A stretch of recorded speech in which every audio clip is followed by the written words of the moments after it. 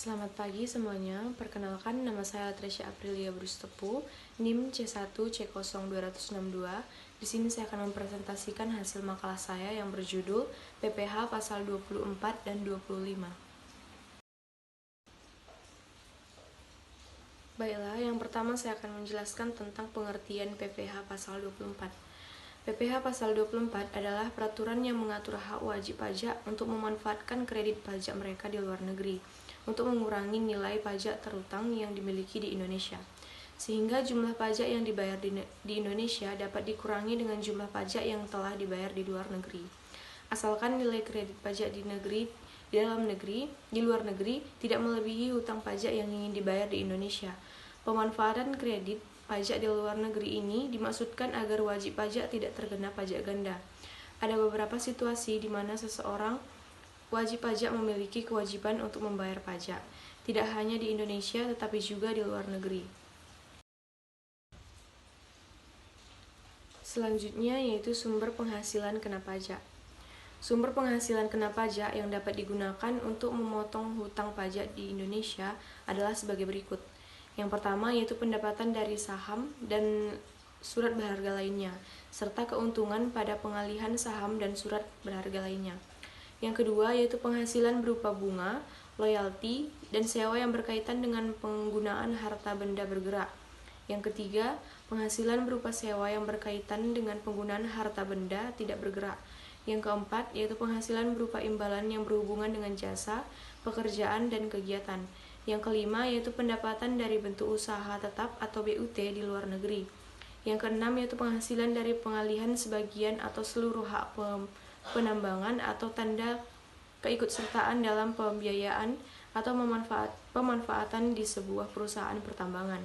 Yang ketujuh yaitu keuntungan dari pengalihan aset tetap, dan yang terakhir yaitu keuntungan dan pengalihan aset yang merupakan bagian dari seluruh bentuk usaha tetap atau BUT. Selanjutnya yaitu mekanisme penghitungan PPH pasal 24. Berikut sedikit ilustrasi penghitungan PPH pasal 24. Katakanlah PT ABC tahun 2017 memperoleh pendapatan neto di dalam negeri sebesar 25 miliar dan dari luar negeri sebesar 10 miliar, asumsi pajak di luar negeri sebesar 20%. Total penghasilan yang tercatat adalah sebesar 35 miliar atau penghasilan dalam negeri tambah penghasilan luar negeri.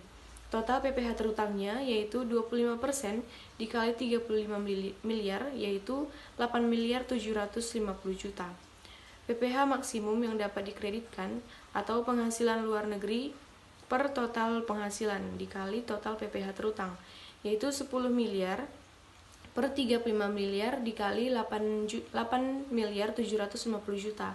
Hasilnya yaitu 2 miliar 500 juta. Jadi PPH terutang yang sudah dibayarkan di luar negeri adalah sebesar 2 miliar 500 juta. Nah, nominal ini yang akhirnya digunakan sebagai pengurang pajak dalam negeri. Namun perlu diingat apabila wajib pajak hendak mengkreditkan PPH terutang yang sudah dibayarkan pada pajak dalam negeri, terlebih dahulu harus melapor kepada kantor pelayanan pajak atau KPP dan melaporkannya pada saat melapor SPT tahunan.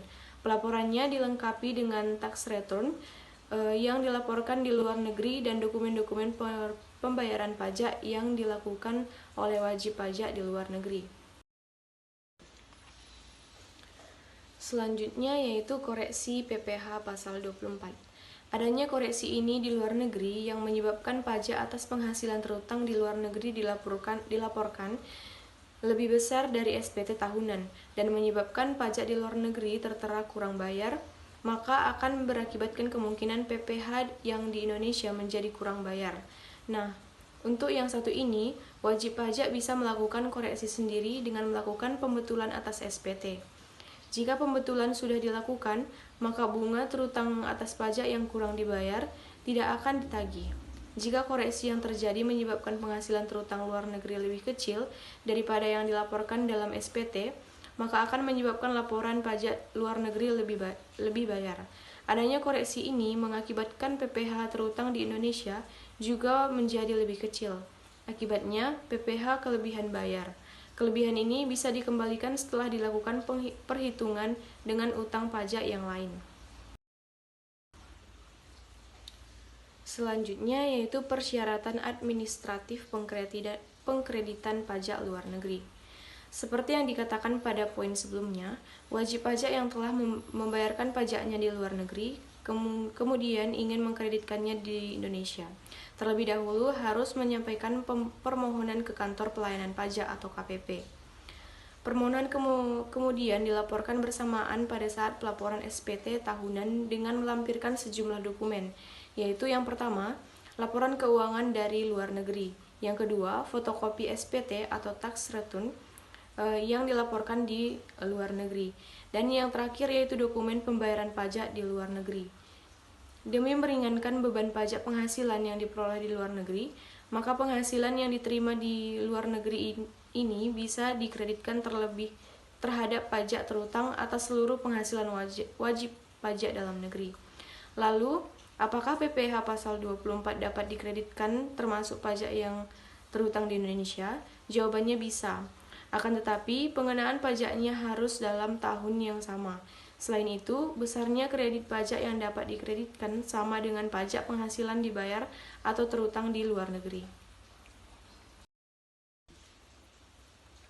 Selanjutnya yaitu pengkreditan pajak penghasilan yang telah dipotong atas dividen. Proses pengkreditan pajak penghasilan yang telah dipotong atas dividen yang diterima dari BULN non-bursa terkendali langsung pada tahun pajak dibayarkan atau dipotong pajak penghasilan tersebut. Hal ini diatur dalam Pasal 7 Peraturan Menteri Keuangan Nomor 107 per PMK 03 per 2017 tentang penetapan saat diperolehnya dividen dan dasar penghitungannya oleh wajib pajak dalam negeri atas penyertaan modal pada badan usaha di luar negeri.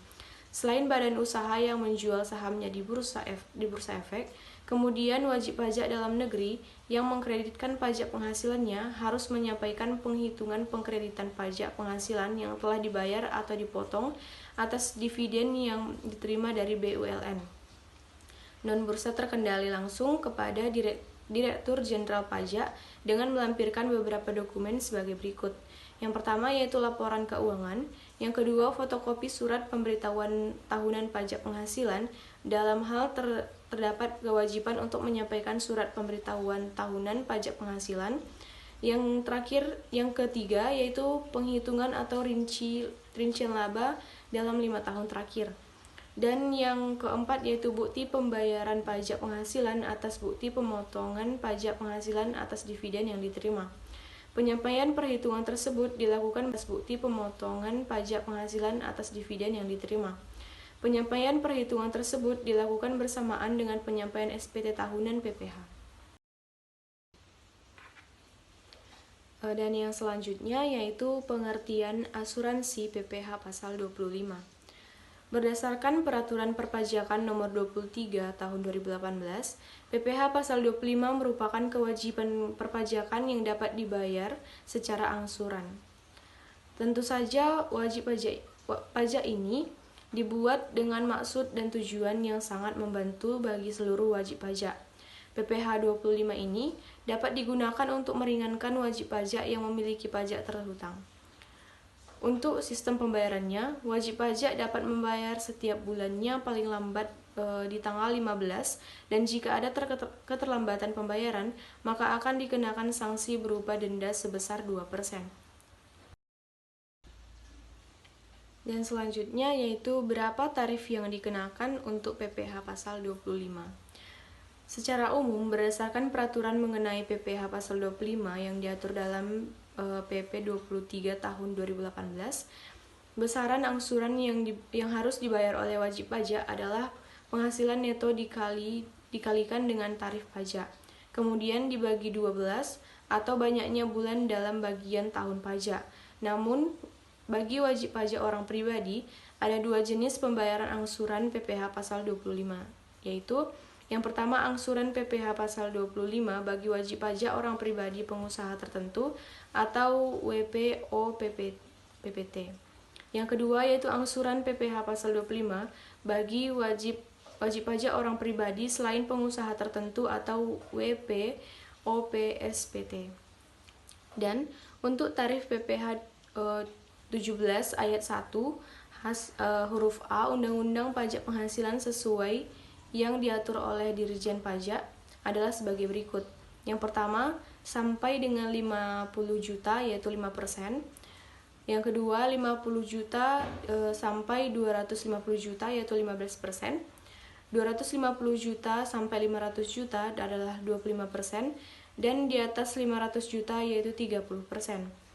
Khusus untuk wajib pajak badan, maka pembayaran angsuran PPh pasal 25 yang wajib dibayarkan adalah besarnya penghasilan kena pajak atau PKP dikali 25% atau tarif pasal 17 ayat 1 huruf B Undang-Undang PPh. Dan yang terakhir yaitu sistem perhitungan angsuran PPh pasal 25.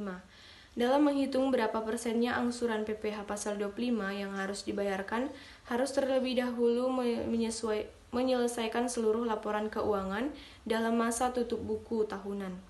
Kemudian, besaran angsuran terhutang tersebut dikurangi dengan pajak penghasilan sebagai berikut.